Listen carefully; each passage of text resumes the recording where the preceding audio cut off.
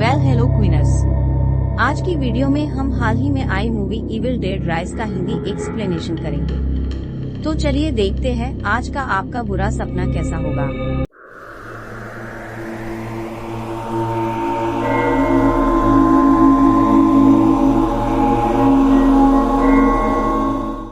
Film की शुरुआत में हमें 3 दोस्तों को दिखाया जाता है, जो कि टेरेसा, कालेब और जेसिका। ये सब समर वेकेशन में एक झील के किनारे एक केबिन में छुट्टियां मना रहे थे। दुर्भाग्य से जेसिका बीमार पड़ जाती है और वो अजीब तरह से सो रही होती है और बड़े अजीब ढंग से टेरेसा के हाथ में पकड़ी हुई बुक की लाइंस को पढ़ने लगती है। जैसे ही टेरेसा पास देखने जाती है, तब जेसिका अपने हाथों से टेरेसा पर हमला कर देती है और उसके स्काल्प को उधेड़कर मार डालती है।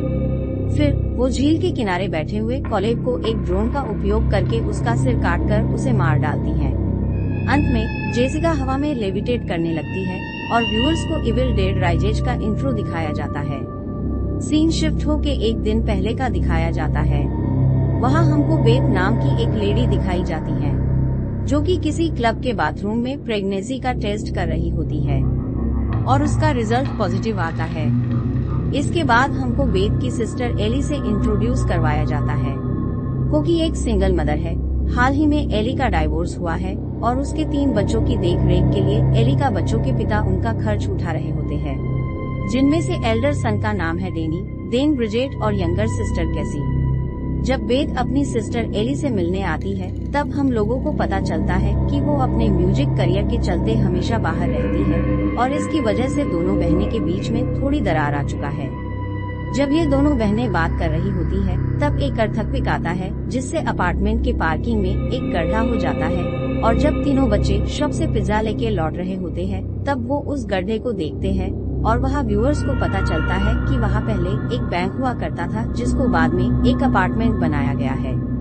डेनिस उस गड्ढे के अंदर उतरता है और वहाँ उसे 3 फोटोग्राफ्स, एक ऑडियो रिकॉर्ड और एक बुक मिलती है, जहाँ ब्रिजेट उसको ये सब करने को मना कर रही थी। फिर भी वो उन चीजों को घर ले आता है।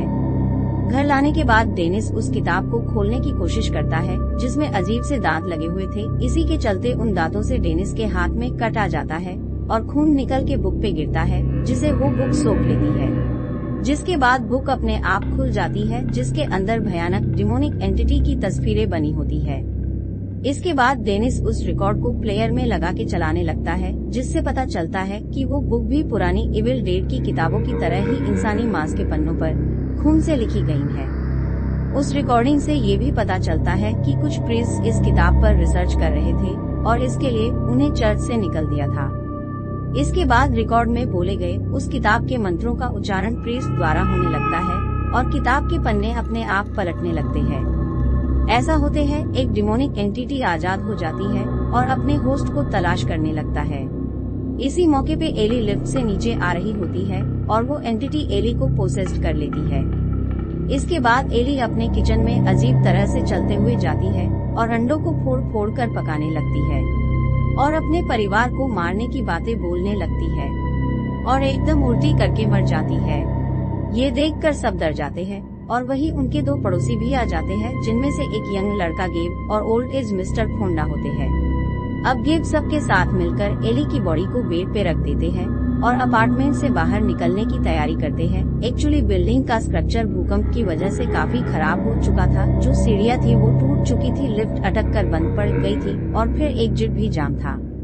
ये बेथ अपनी बहन की मौत पर गम जताती है। तभी उसके फोन से एली की आवाज आती है, जो उससे मदद मांगती है। बेथ देखती है कि एली का शरीर बुरी तरह से तब रहा था और वो जिंदा हो चुकी थी, इसलिए बेथ ने सबकी हेल्प लेके एली को बाथटब में डाल दिया ही था कि तभी एली लेविटेट करके छत से उल्टा लटका जाती है और बहुत जोर से चीखती है, जिससे वहाँ आसपास के कांच की चीज टूट जाती है और उसी टूटी हुई कांच से वो अपनी बहन बेथ को स्टेप कर देती है और ब्रिजेट के गालों पे अपनी टैटू की मशीन से स्क्रैच मार के उसके ऊपर अपने मुंह से अजीब तरह से खून लगाने लगती है। इतने में डेनी एली पे अटैक कर देता है और इसके चलते एली फ्लैट के बाहर हो जाती है और ये लोग दरवाजे को अंदर से बंद कर लेते हैं। बाहर दिखाया जाता है कि बाहर गेब और मिस्टर फोंडा इमरजेंसी एग्जिट को खोलने का ट्राई कर रहे होते हैं कि तभी वहाँ एली आकर इन दोनों को मार डालती है और वापस आके एली कैसी को बहला के गेट खोलने को बोलती है और यह कैसी जो कि गेट खोल भी देती है। गेट खुलते ही एली कैसी का गला पकड़ लेती है। गला पकड़ते हुए बेथ और डैनी देख लेते हैं और कैसी को छुड़ाकर गेट बंद कर लेते हैं। बाद में दिखाते हैं ब्रिजिट के गाल पे जो कट लगा था उसमें से और उसके कान, नाक और आंख में से काला लिक्विड निकलने लगता है और फिर ब्रिजिट भी पोसेस्ड हो जाती है और कांच खाने लगती है। ब्रिजिट अब बेथ, डैनी और कैसी पे अटैक कर देती है। इतने में कैसी अपनी एक स्टिक से ब्रिजिट के सर में स्टैब कर देती है और मारी जाती है।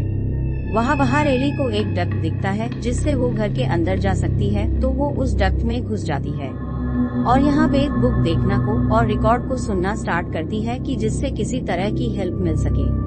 वहाँ ब्रिजिट मरने के बाद फिर से उठ खड़ी होती है और डैनी को स्टेप करके मारने लगती है। मरने से पहले डैनी ब्रिजिट को जला के मार देता है और फिर खुद भी मारा जाता है। ये दिखाया जाता है कि एली डक्ट के घुसते हुए बेथ पे अटैक कर देती है, जो कि रिकॉर्ड सुनने में बिजी थी। यहाँ एली के अंदर का डीमन समझ जाता है कि बेथ प्रेग्नेंट है और वो बेथ के पेट को नोचने की कोशिश करती है। यहाँ कैसी बेथ को एक सीजर पास करती है और बेथ वो सीजर एली की नाक में घुसा देती है और एली थोड़ी देर के लिए बेहोश हो जाती है। बेथ कैसी को लेके बिल्डिंग से बाहर जाने की कोशिश करती है, मगर सारे बाहर जाने वाले रास्ते बंद थे। इतने में एली वापस आ जाती है और बेथ मरे हुए मिस्टर फोड़ा की शॉटगन उठा के एली को शूट कर देती है, जिससे उसके हाथ पर कट जाते हैं। मगर कुछ ही देर में सारे पोसेस्ड लोग एली के शरीर में समाने लगते हैं और एक एंटिटी का रूप दे देते हैं और चैंटिंग करने लगते हैं। इतने में बेथ कैसी को लेके लिफ्ट में घुस गई, मगर वो लिफ्ट वेपन आप चलने लगी और नीचे जाते जाते पूरी लिफ्ट खून से भर चुकी थी और नीचे जाते ही दोनों खून से भरी लिफ्ट से निकलते हैं और नीचे पहुंचते ही बेथ कैसी को कार से भागने का ट्राई करती है, मगर कार स्टार्ट होने के बाद भी आगे नहीं बढ़ती है। तो वो दोनों पार्किंग में छुपने का सोचकर पार्किंग का दरवाजा खोल के बंद ही कर रही होती है कि तभी वो एंटिटी दरवाजा बंद होने से पहले ही कैसी को खींच लेती है, जिसकी वजह से बेथ को कैसी को बचाने जाना पड़ता है। और इससे पहले डिमोनिक एली कैसी को मार पाती बेथ शॉटगन से बेथ एली को शूट कर देती है। इसके बाद बेथ और एली के बीच हाथापाई होती है और बेथ डिमोनिक एली को चैनसो से मार काट डालती है।